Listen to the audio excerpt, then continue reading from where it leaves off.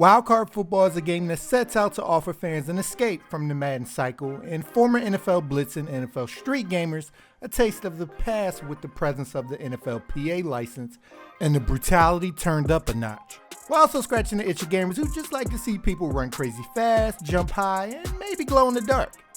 Now did they manage to pull it off? Let's find out. When you hop into a game of wildcard football, you're greeted with a sort of throwback to the NFL Blitz and for the younger crowd, Street days, with much less over-the-top violence in favor of a card-based twist, mixing into a weird 7-on-7 combination that ends up working. One of the biggest surprises is because of the license, there's actual NFL players' faces, names, and numbers in this game.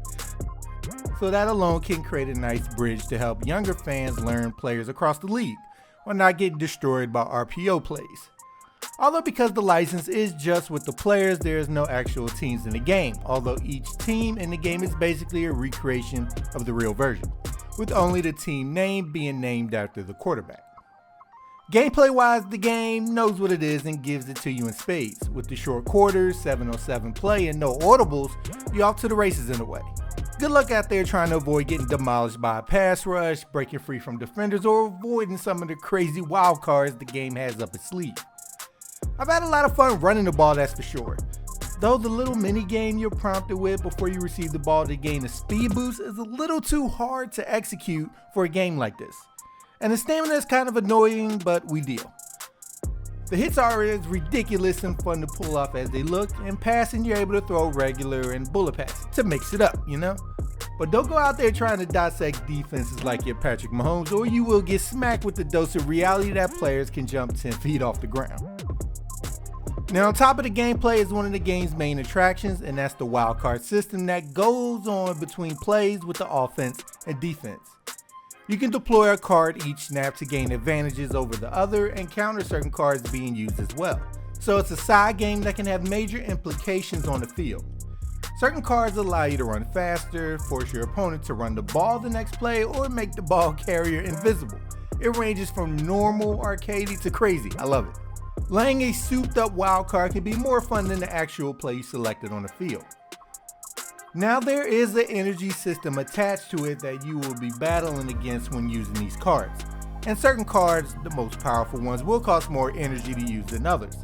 And your energy bar will deplete after each use and regain energy after each play. Presentation wise, they do a good job with the fact that they don't have any real NFL stadiums to bring to life each field you do come across, with a bunch of things you can check out happening in the background of each one.